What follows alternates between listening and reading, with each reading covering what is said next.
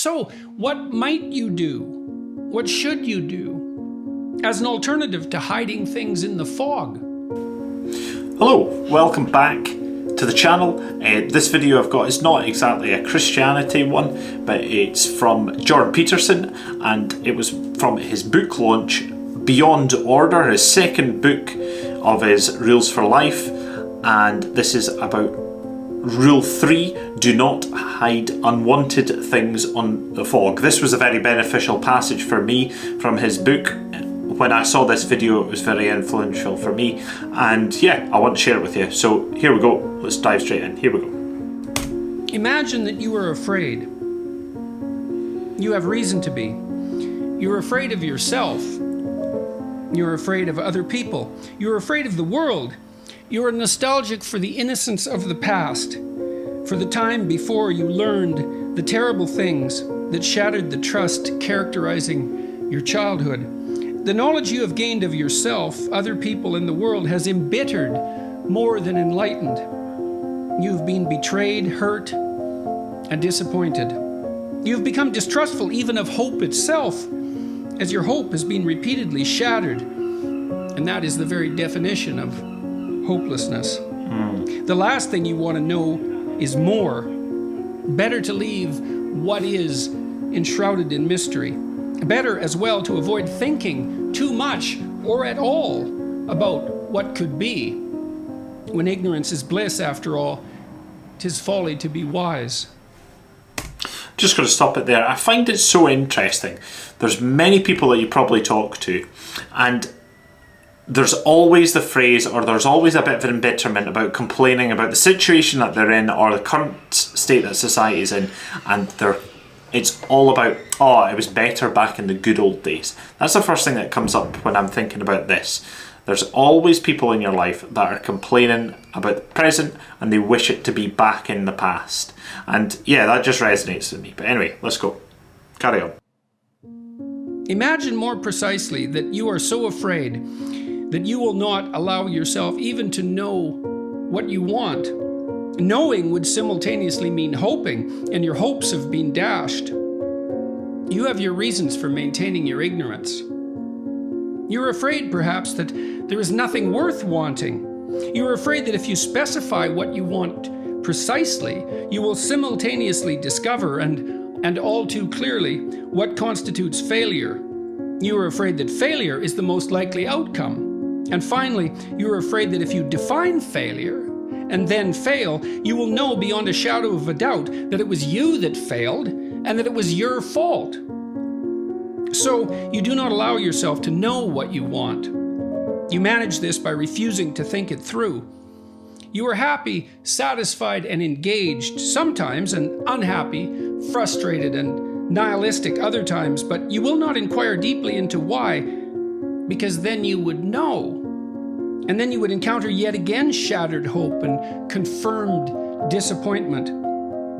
You are also afraid, but for different reasons, to allow others to know what you want. First, if they were to find out just what you wanted, then they might tell you, and then you would know, even if you were fighting against gathering that very knowledge. Second, if they knew, they could then deny you what you truly wanted, even needed, and hurt you much more efficiently than they might if your deepest desires, and therefore your vulnerabilities, remained secret. The fog that hides is the refusal to notice, to attend to, emotions and motivational states as they arise, and the refusal to communicate them both to yourself and to the people who are close to you. A bad mood signifies something. A state of anxiety or sadness signifies something, and not likely something that will please you to discover. The most probable outcome of successfully articulating an emotion that has accrued without expression over time is tears, an admission of vulnerability and pain, which are also feelings that people do not like to allow, particularly when they are feeling distrustful and angry. Who wants to dig down into the depths of pain and grief and guilt until the tears emerge? And voluntary refusal to take notice of our emotional states is not the only impediment to dealing with them. If your wife or husband, or whomever else you are tangled up with unhappily at the moment, says something that comes too close to the painful truth, for example, then a sharp and insulting remark will often shut them up, and is therefore very likely to be offered. This is partly a test. Does the person being insulted care enough about you and your suffering to dig past a few obstacles and unearth the bitter truth? It is also partly and more obviously defensive. If you can chase someone away from something you yourself do not want to discover, that makes your life easier in the present. Sadly, it is also very disappointing if that defense succeeds, and is typically accompanied by a sense of abandonment, loneliness, and self-betrayal. You must nonetheless still live among other people, and they with you. And you have desires, wants, needs, and however unstated and unclear. And you are still motivated to pursue them, not least because it is impossible to live without desire, want, and need.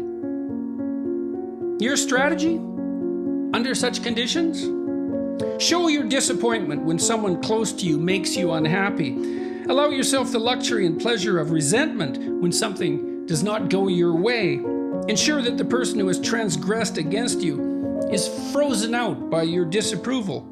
Force them to discover with as much difficulty as possible exactly what they have done to disappoint you.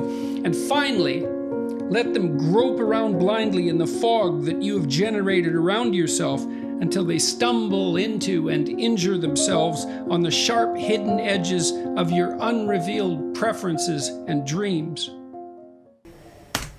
I find that so interesting. I'm just going to pause there. There's a few ideas come up. Number one, people are scared to talk about their dreams and their beliefs because they're scared of judgment. They're fearful of people shutting it down, but they're also scared of people thinking that it might be quite an insane idea. The other thing that people are scared of talking about is their values, because again, I feel in this society we are scared as a society to talk about what we believe in, and that goes down to the secularization of society.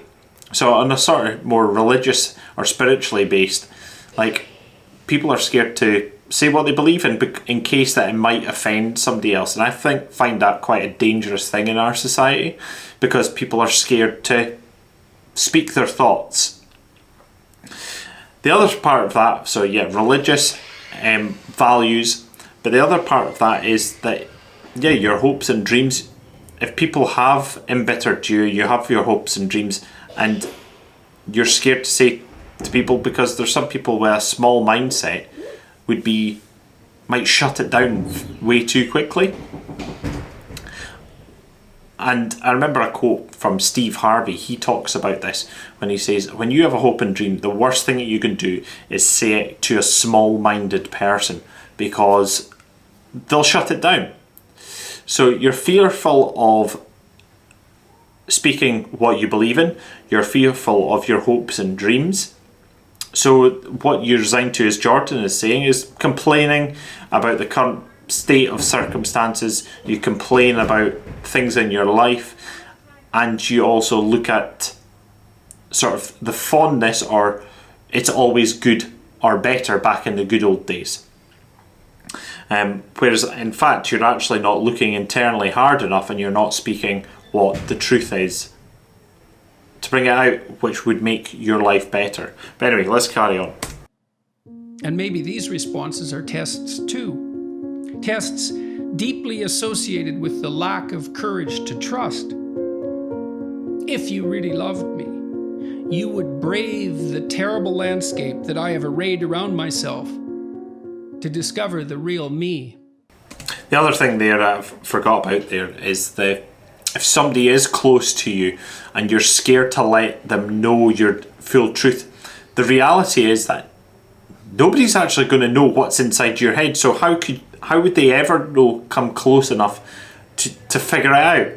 And well, they've got their own stuff, their own life to deal with. Are they ever going to come close enough to actually figure out what your needs are, or what your wants are, or what your desires are. Anyway, sorry, another thought, but we carry on. And perhaps there is even something to such claims, implicit though they may be. A certain testing of commitment might have its utility. Everything does not have to be given away for free, but even a little unnecessary mystery goes a long way. And you must still live with yourself. In the short term, perhaps you are protected from the revelation of your insufficiency by your refusal to make yourself clear. Every ideal is a judge, after all. The judge who says, you are not manifesting your true potential. No ideals, no judge. But the price paid for that is purposelessness. This is a high price. No purpose, then no positive emotion, as most of what drives us forward with hope intact is the experience of approaching something we deeply need and want. And worse, when we are without purpose, chronic, overwhelming anxiety, as focused purpose constrains what is otherwise likely to be the intolerable chaos of unexploited possibility and too much choice. If you make what you want clear and commit yourself to its pursuit, you may fail. But if you do not make what you want clear, then you will certainly fail. You cannot hit a target that you refuse to see. You cannot hit a target if you do not take aim. And equally dangerously, in both cases, you will not accrue the advantage of aiming, but missing. You will not benefit from the learning that inevitably takes place when things do not go your way. Success at a given endeavor often means trying, falling short, recalibrating with the new knowledge generated painfully by the failure, and then trying again and falling short, often repeated ad nauseum. Sometimes all that learning, impossible without the failure, leads you to see that aiming your ambition in a different direction would be better. Not because it is easier, not because you have given up, not because you are avoiding, but because you have learned through the vicissitudes of your experience that what you seek is not to be found where you were looking, or is simply not attainable in the manner by which you chose to pursue it. So, what might you do? What should you do as an alternative to hiding things in the fog? Admit to your feelings. This is a very tricky matter, and it does not simply mean give in to them. First, noting, much less communicating, feelings of petty anger or pain due to lonesomeness or anxiety about something that might be trivial or jealousy that is likely unwarranted is embarrassing. The admission of such feelings is a revelation of ignorance, insufficiency, and vulnerability. Second, it is unsettling to allow for the possibility that your feelings, however overwhelming and convincing, might be misplaced and in your ignorance pointing you in the wrong direction. It is possible that you have misinterpreted the situation entirely, for reasons of which you remain fundamentally unconscious. It is for such reasons that trust is vital, but trust of the mature and tragic sort. A naive person trusts because he or she believes that people are essentially or even universally trustworthy. But any person who has truly lived has been or has betrayed. Someone with experience knows that people are capable of deception and willing to deceive. That knowledge brings with it an arguably justified pessimism about human nature, personal and otherwise, but it also opens the door to another kind of faith in humanity, one based on courage rather than naivete. I will trust you. I will extend my hand to you, despite the risk of betrayal, because it is possible through trust to bring out the best in you and perhaps in me. So I will accept substantial risk to open the door to cooperation and negotiation. And even if you do betray me in a not too unforgivable manner, assuming a certain degree, shall we say, of genuine apology and contrition on your part, I will continue to extend my hand. And part of the way I will do that is by telling you what I am feeling. A certain necessary humility must accompany such raw revelations. I should not say, at least not ideally, "You have been ignoring me lately." I should say, instead, "I feel isolated and lonely and hurt, and cannot help but feel that you have not been as attentive to me over the last few months as I would have liked, or that might have been best for us as a couple. But I'm unsure if I am just imagining all this because I'm upset, or if I am genuinely seeing what's going on." The latter statement gets the point across, but avoids the accusatory stance that so often serves as a first defense against a serious get-to-the-bottom-of-things conversation. And it's very possible that you are wrong about just what it is that is causing you to feel the way you do. If you are, you need to know it, because there's no point in propagating errors that are causing you and others pain and interfering with your future. Best to find out what is true, best to disperse the fog, and find out if the sharp objects you feared were lurking there are real or fantastical. And there is always the danger that some of them are real, but it is better to see them than to keep them occluded by the fog, because you can at least sometimes avoid the danger that you are willing to see. I feel like I've let that go quite a long time there, but I just find this whole video incredibly important on an individual level in terms of identifying your sort of deepest and darkest areas of like your psyche and your heart and your soul, and like unpicking them as to why things are not working out for you the way that you think that they should be. Also working for relationships with other people, but also on a value-based thing, more on a societal level, because people are not talking about society's values, like what do we believe in? We used to believe in something. You can say it's yes, right or wrong, but there was a set of values there. Now it's like, oh, I'm not too sure, let's carry on with our daily lives.